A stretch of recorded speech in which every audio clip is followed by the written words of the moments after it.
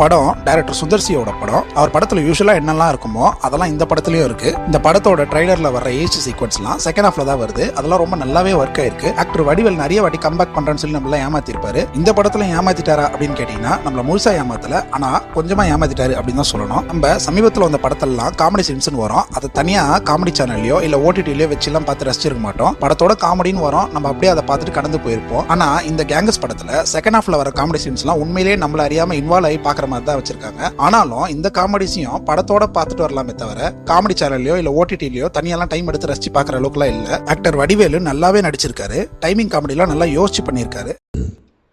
மூஞ்சி மட்டும் வயசா இருக்கு, களத்துக்கு கீழே யோகா பண்றாங்க. ஆனாலும் அவரோட வயதிக காரணமா அவரோட ஸ்டைல் ஆஃப் காமெடியில இப்போ நமக்கு என்டர்டெய்னிங்கா இல்ல. ஆக்டர் ரஜினி, கமல், விஜய், அஜித் இவங்கெல்லாம் அவங்களோட பிகினிங் ஸ்டேஜஸ்ல வர்ற படங்கள் எல்லாம் யங் மேனா வருவாங்க. இந்த படங்கள்ல அவங்களுக்கு வர்ற பிரச்சனை எல்லாம் அவங்க ஒரு யங்ஸ்டர்ஸ் எப்படி ஹேண்டில் பண்ணுவாங்களோ அப்படி பண்ணிருப்பாங்க.